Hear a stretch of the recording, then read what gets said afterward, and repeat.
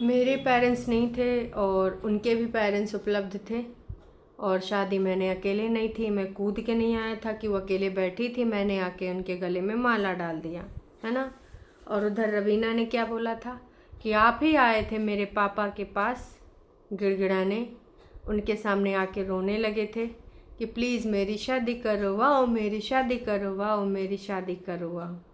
तो ये सारी चीज़ें अब कहने से सोशल मीडिया पे क्या कुछ होने वाला है? नहीं। शादी कैसे हुई, किन सिचुएशन में हुई, किसने ज़्यादा चाहा, किसने कम चाहा, इन सारी चीज़ों से कोई भी हल नहीं होने वाला। हाँ, शादी हो चुकी है, यही सत्य है, और शादी अब किस कगार पे है ये भी सत्य है। ये शादी जिस तरीके से भी आपने इनपुट डाल के करी थी, किसी का कम परसेंट था, किसी का ज़्यादा योगदान था, है ना, पर शादी हो चुकी है ना। उसको नहीं संभाल पाए ये भी सच है, और ये शादी संभालना, इस रिश्ते को संभालना आप दोनों की जिम्मेदारी थी। पर क्या वो जिम्मेदारी का निर्वहन आप लोग कर पाए? नहीं कर पाए। बिल्कुल भी नहीं कर पाए। तो मैं तो यही कहना चाहूँगी कि भाई समझो इस चीज़ को, प्लीज़ ट्राई टू अंडरस्टैंड। अब इन सारी चीज़ों को बार बार यहाँ पर बोलने से कुछ नहीं होने वाला।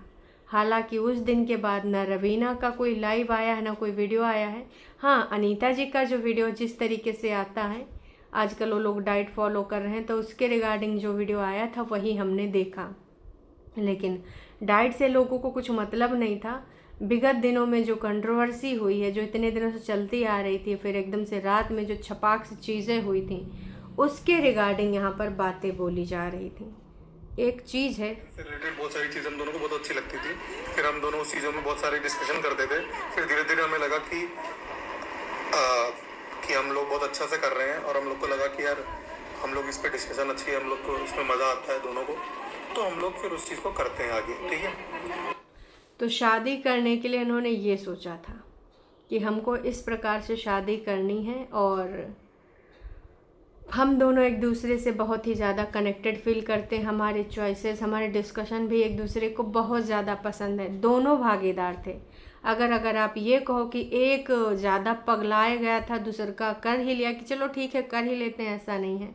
शादी जैसा बहुत बड़ा मतलब डिसीज़न है, अगर मतलब इसको ऐसे कोई ले ले, ये पॉसिबल नहीं है कि नहीं भाई साहब हमको शादी करनी है, तुम चलो कर लेते हैं, तुम्हारा नहीं मन है प्लीज़, फिर भी मेरा मन है, मैं तुम्हारे पापा को मना लूँगा, ऐसे भी नहीं होता। या फिर रवीना, कुछ लोग रवीना के ऊपर इल्ज़ाम लगाते हैं कि व्यूज़ के लिए, व्यूज़ के लिए। हाँ, एक चीज़ मुझे वाकई में बहुत बुरी लगी कि अगर ऐसा अनीता जी प्रेशर करती हैं तो गलत है। अगर रवीना की जगह कोई और लड़की होती तो भी वो ललित के साथ वीडियोस बनाती। वीडियोस बनाने में क्या समस्या है? ये चीज़ मुझे बिल्कुल भी पसंद नहीं आई। उम्मीद करते हैं आप लोग भी मेरी इस बात को समझेंगे कि कुछ लोग कह रहे हैं व्यूज़ के लिए करी है, कुछ लोग कह रहे हैं नाम और फेम के लिए करी। भाई एक चीज़ बताओ, क्या कोई लड़की एक किसी बंदे से शादी करेगी, फिर नाम करने के लिए करेगी, और उसके बाद फिर टाटा बाय बाय कर देगी, निकल लेगी पतली गली से? ऐसा हो सकता है क्या? नहीं, कि अपनी पूरी ज़िंदगी को बर्बाद करके, है ना, फिर आप अकेले हो लो और फिर व्यूज़ कमाते रहो। सिर्फ पैसा इतना ज़रूरी है? मुझे नहीं लगता कि भाई पैसा इतना ज़रूरी है, कोई अपनी ज़िंदगी से खेल जाएगा। मतलब यार, ये सोच के भी बहुत अजीब लगता है कि कोई इतना बड़ा प्लान कर लेगा कि चलो चलो ये लाला जी का, अनीता जी का लड़का है, इसको फंसाते हैं और फिर इससे शादी करते हैं, और फिर जब नाम वाम हो जाएगा तो फिर इसको डाइवोर्स दे देंगे, और फिर ना भैया पैसा भी मिल जाएगा और नाम भी मिल जाएगा, तो हमेशा आगे के लिए भी उस कमाते रहेंगे। मतलब मुझे ये थोड़ा गले से नहीं उतर रहा है जिसे कुछ लोग कहते हैं।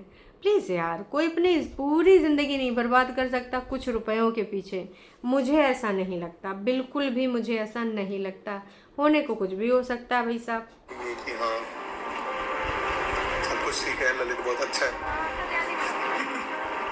अब आप अलग हो गए क्या? अलग अलग नहीं हुए हैं, अभी तो सब कुछ साथ ही है, बस बात नहीं होती है। क्या हुआ ललित? क्या था भैया, मेरठ वाला ना हाल हो जाए यार, ऐसा डर।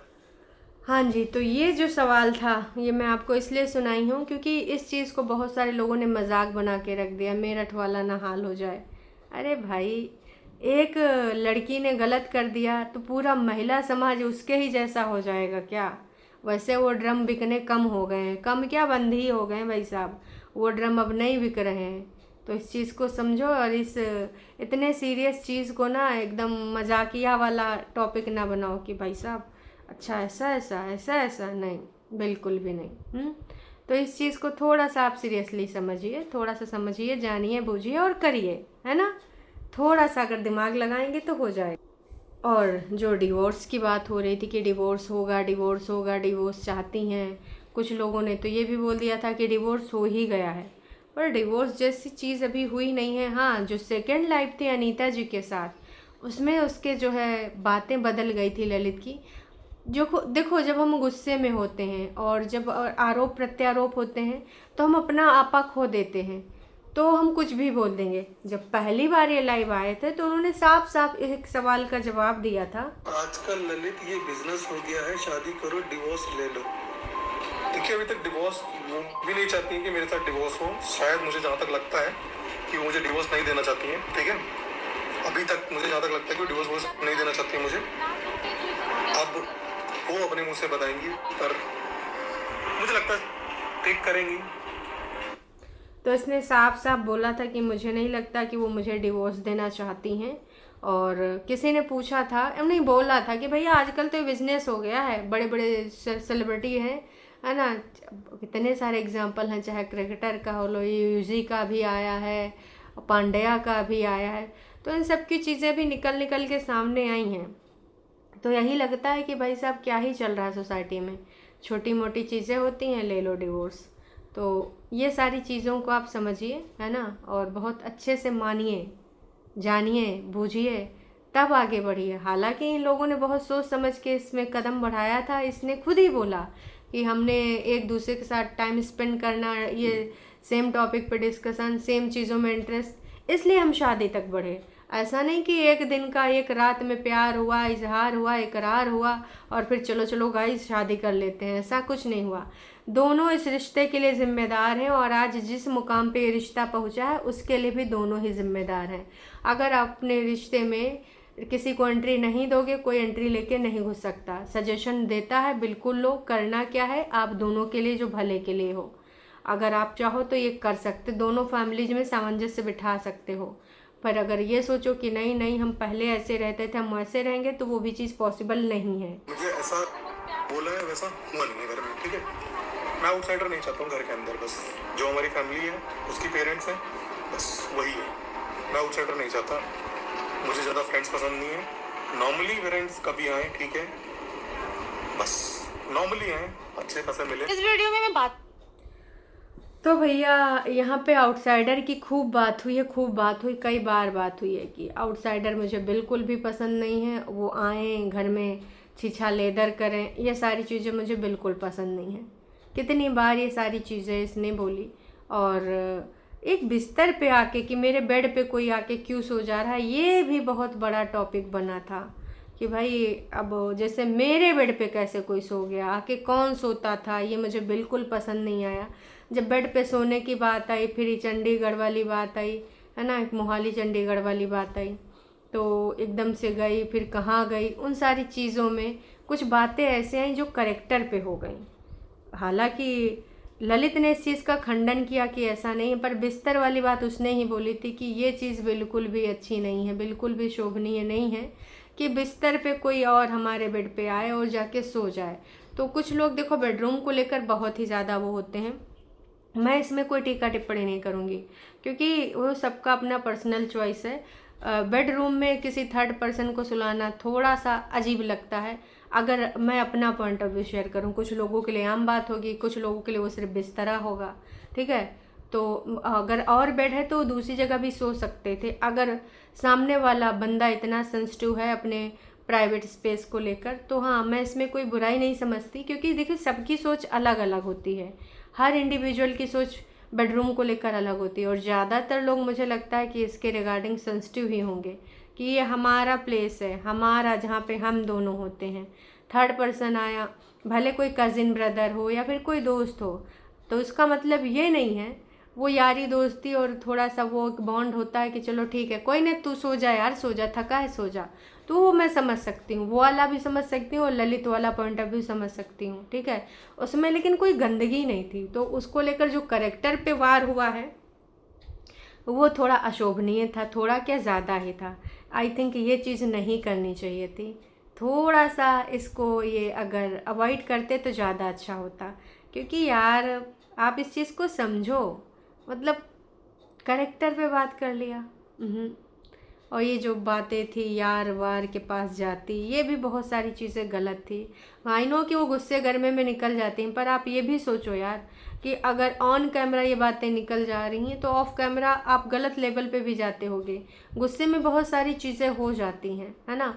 और अगर हम बिहेवियर की बात करें तो हाँ, ऑन कैमरा ऑफ कैमरा सबके बिहेवियर बहुत अलग होते हैं, खासकर ब्लॉगर। ऑन कैमरा जितने सभ्य सुशील दिखते हैं, ऑफ कैमरा उनका अलग ही अपोजिट रूप होता है।